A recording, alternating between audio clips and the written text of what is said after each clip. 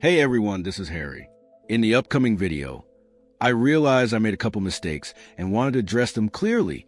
First, I mentioned in the example Carnage that symbiotes take on the attributes of the host they bond with. That statement isn't accurate. Symbiotes are independent organisms. They can think, feel, and make their own decisions. In fact, they're often viewed as unique or even mutated within their own species. What actually happens is that symbiotes function best when they share similar traits with their host, meaning similar emotions, thoughts, and overall mindset. That's why the Venom symbiote bonded so effectively with Eddie Brock. They both shared a strong hatred for Spider-Man. Secondly, regarding Galactus, I previously stated that he was a human being. That was an error. I acknowledge that Galactus is not human. He is more accurately described as a cosmic entity. I go into more detail about that later in the video. With that clarified, let me know your thoughts. I'll catch you all later. Peace. What's going on, guys? This is Rob, and today I want to discuss the concept of good and evil, particularly the philosophy behind these ideas in Marvel Comics. Within the Marvel Universe, there are many characters we might label as villains, but not all of them are entirely evil. That said, there are certainly characters who are inherently evil. Carnage is a clear example. He is a symbiote, similar to the one that bonded with Eddie Brock to become Venom. However, the key difference between Carnage and Venom is that, first, the symbiote bonded directly with the bloodstream of Cletus Kasady, and second, when a symbiote bonds with a host, it can reflect certain traits of that host. In the case of Cletus Kasady, he was a sadistic murderer and clearly unstable, which is why Carnage began to behave in a similar way. However, characters who are seen as evil but are not entirely defined by it are often the most interesting. In this video, I want to focus on two primary examples, Galactus and Apocalypse. The reason for choosing these two is that their belief systems and the actions they take are driven by motives that may appear evil, but are not inherently so. Instead, they represent different interpretations of how we define good and evil. To truly understand these characters, it's important to look at their origins. I'm also assuming that many of you may not be fully familiar with them, aside from perhaps hearing about Galactus in a Fantastic Four film, where a portrayal was not particularly detailed. Starting with Galactus, he was originally a being known as Gallon, and he was the sole survivor of a previous universe.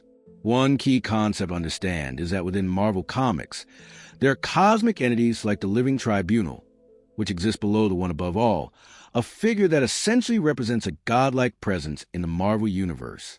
These universes exist in cycles. One ends and another begins. Galactus emerged from the collapse of a prior universe. He is essentially the embodiment of all sentient life from that universe combined into a single entity. Because of this, his power is immense. Various cosmic beings, such as Eternity and Death, have argued that beings like Galactus and even Apocalypse serve a necessary role in the balance of existence. They are considered part of the natural order of existence. If Galactus did not exist, there would be severe consequences. In fact, there is a point where he is essentially removed, and the result is the emergence of a being named Abraxas. Without going too far into detail, Abraxas proved to be extremely destructive.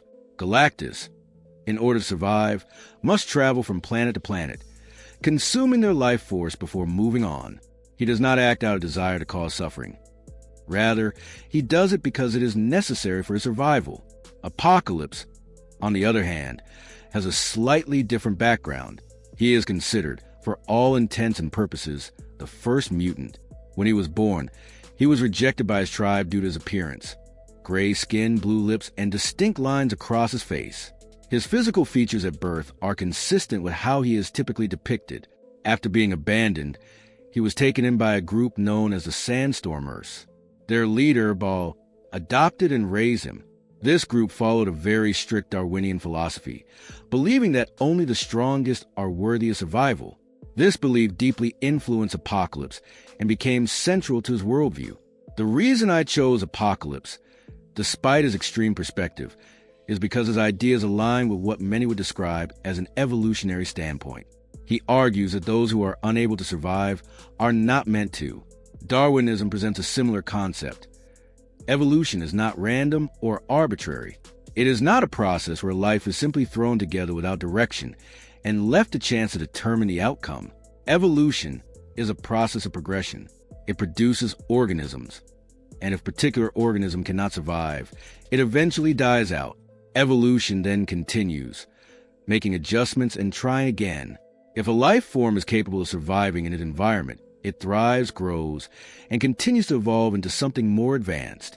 Apocalypse, in many ways, accelerates this natural process. He puts long-term plans into motion, some spanning thousands of years, and allows them to unfold over time. In some cases, individuals like Cable or Strife travel back in time and influence these events, while in others, Apocalypse sets things in motion in the past and observes how they develop. Regardless of the method, the core idea is that he actively speeds up evolution. Apocalypse is particularly interesting in this context because his original mutant abilities were not especially extraordinary. Early on, he possessed superhuman strength, stamina, and speed, along with a degree of invulnerability, immortality, and the ability to manipulate his own mass, either increasing it to grow larger or decreasing it to shrink. At a certain point in his history, around 1100 AD, he encountered celestial technology under extreme circumstances that nearly cost him his life.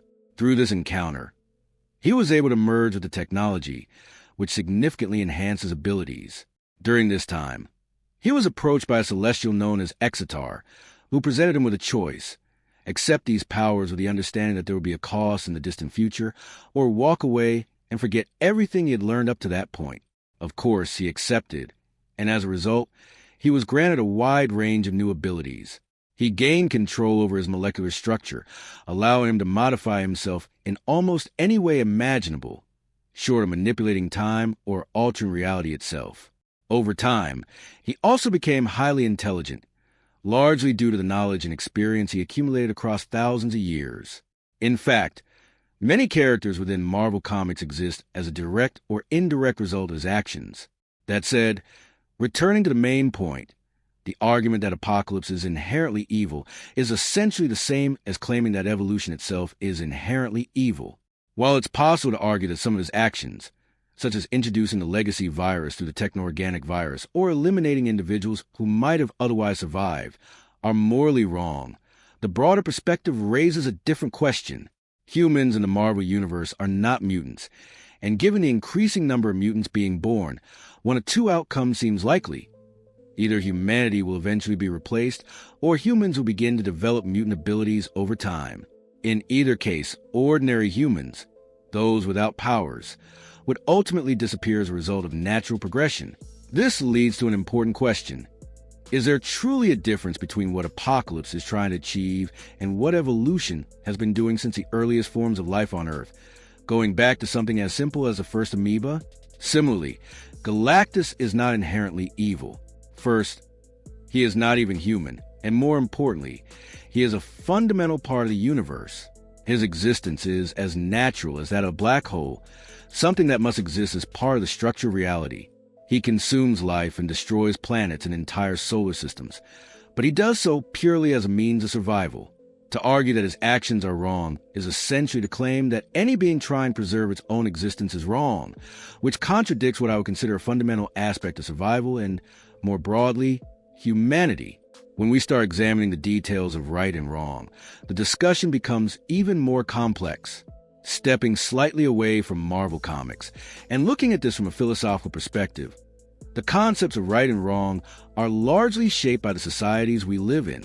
We establish laws against killing not simply because we universally define it as wrong, but because we want to avoid living in constant fear of being harmed without reason. Similarly, laws against theft exist not just because stealing is viewed as immoral, but because we want to protect our property and maintain a sense of security. These rules are created to ensure safety, provide stability, and maintain order within society. So the question becomes, do good and evil truly exist in an absolute sense? Or are they constructs we have developed to organize and regulate human behavior? If we follow this line of thinking, where good and evil are not absolute truths but tools shaped by societal needs, then we can re-examine characters like Apocalypse and Galactus. Are they inherently evil? Do they truly represent what good and evil are supposed to be? Or are they simply beings who exist within their own nature and purpose? and are simply carrying out the natural order things, or just trying to ensure their own survival. To me, that's what makes this topic so interesting and engaging. Again, I'm not suggesting that there are no evil characters in Marvel Comics. For those of you who might be getting a bit frustrated hearing this, I want to clarify that I'm not denying the existence of truly evil individuals. What I am saying is that when it comes to many villains, it's worth considering that not all of them are inherently evil. In some cases, their actions are driven by what they perceive as a natural order, whether they are accelerating that process or simply acting in a way that allows them to survive. With that said, I'm going to go ahead and wrap up this video. I hope you all enjoyed it, and I'll see you next time. Peace.